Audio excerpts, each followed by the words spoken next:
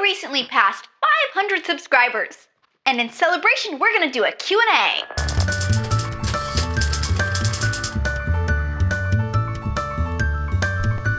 I am so excited. I've always loved answering questions.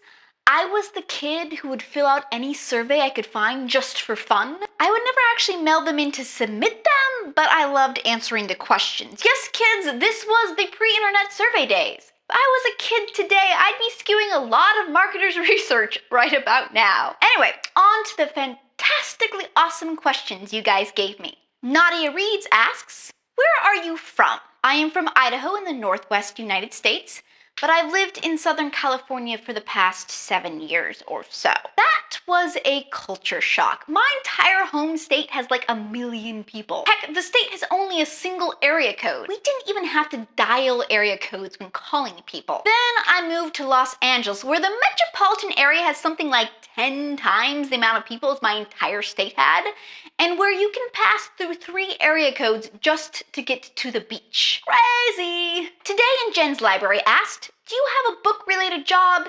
If not, then what do you do for a living? I do not have a book-related job, and that is because I have sisters. That might seem a bit cryptic, but here's why. If you have siblings, you know that you naturally veer away from what they specialize in and find your own niches. Well, my sister was the consummate librarian. Heck, she set up a lending library in our basement. Pretty sure some of the books at my parents' house still have call number labels stuck to them. Not surprisingly, she is now the big cheese librarian at a university in Illinois. So anyway, that was her thing. I, on the other hand, went into media. I work in the digital department of a media company here in Los Angeles. I'm mostly an organizational minion, making sure things run smoothly and such.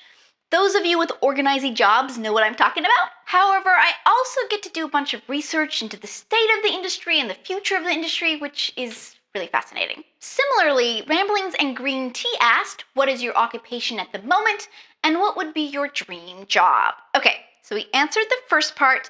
So, dream job. Wouldn't it be awesome if the Goodreads psychic was an actual job? I would have my own tent at like a circus. Preferably the night circus.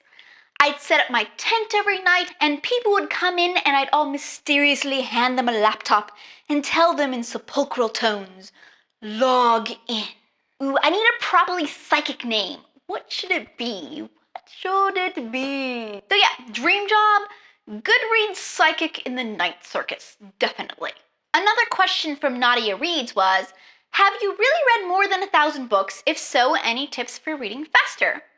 I have read more than 1,000 books, and those are just the ones that I can remember having read or have read since I started using online book tracking software about 3 or 4 years back. I'm sure I'm actually missing a ton from when I was younger.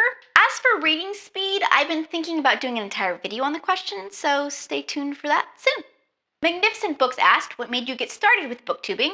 Does your own work involve books? Okay, we already answered the second part, the answer being no because, well, sisters.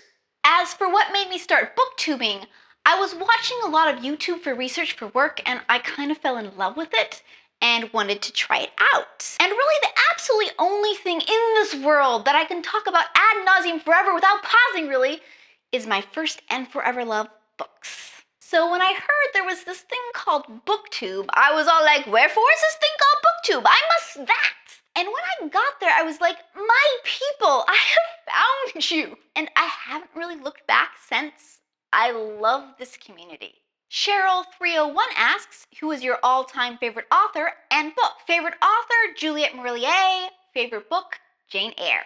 Mika1069 asks, do you have a favorite place to read? Ooh, the Huntington Library.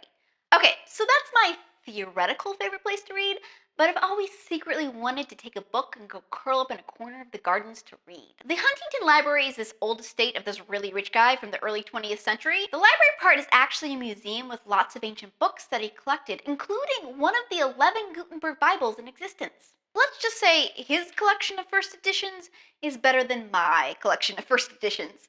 And also on display is his impressive art collection, but all that is really secondary to the gardens. 120 acres of gorgeous, gorgeous gardens. There's a Japanese garden where you can take tea, a desert garden where you learn there are exactly a gazillion types of aloe, a rose garden, and it goes on and on and on and on and on. Anyway, long story short, I have always wanted to take a book and just sit in the peace of the gardens and read. Also, I've always wanted to do the same at the Getty Center, another Los Angeles museum with smaller but still utterly peaceful gardens. As for where I actually read, at home I'm usually curled up on the couch or on the bed. During lunch at work, there's a secluded set of couches in the cafe off in a corner away from the TVs that I like to snag so I can read in peace. Okay guys, I had so many fantastically I want to make up a word right now and say phantasmally. Get it? Fantastic and awesome? I had more phantasm questions than I could fit into one video, so I'm going to do another Q&A to cover off on those. In the meantime, any follow-up questions/comments to the questions I answered today? Perhaps a really good circus psychic name for me to use? If you need me, I'll be off prepping my costume. Jeff, where do we keep the mysterious veils?